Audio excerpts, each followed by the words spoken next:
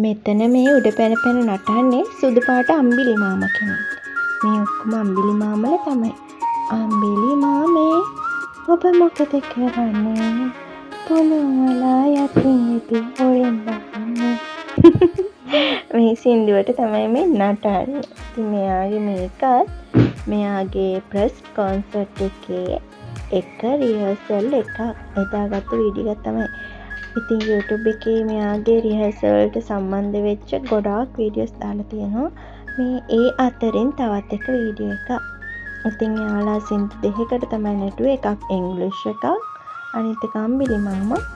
ඒ සින්දු දෙකට තමයි එයාලා ඩාන්ස් කරේ. ඉතින් ලස්සන ඩාන්ස් කරා. මෙයාලා පේනවනේ අපේ බබාගේ ඩාන්ස් එක.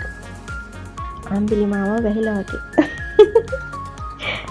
ටීචර්ස්ලා හරිම උනන්දුවෙන්, හරිම ආදරයෙන්, හරිම කාරුණික විදියට ළමයිත් එක්ක සුහදව ළමයිට ඩාන්සින් කියලා දෙනවා. ඒ වගේම එයාලා ආදරෙන් බලා ගන්නවා. එයාලත් එක්ක මාර ලෙන්ගතු විදියට ආශ්‍රය කරන්න.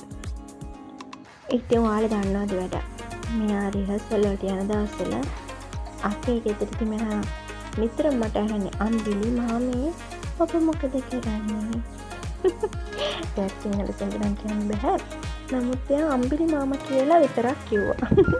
ඊටු ටික මම තමයි කියන්නේ. එයා අම්බිලි මාමේ එනකොට මම මොකද කරන්නේ කියලා අහනවා. අම්බිලි මාමා කියලා හරියට කියා ගන්න බෑ. ඒ වචනේ මට කියන්න බෑ. හරිම අමුතු විදියකට එයා ඒ වචනේ කිව්වේ. ඉතින් ඔය විදියට තමයි මෙයාලගේ රිහර්සල් එක වෙන්නේ. එයා ඩාන්ස් කරනකොට උඩ පනිනවා, කැරකෙනවා, අක්කුටි ගහනවා.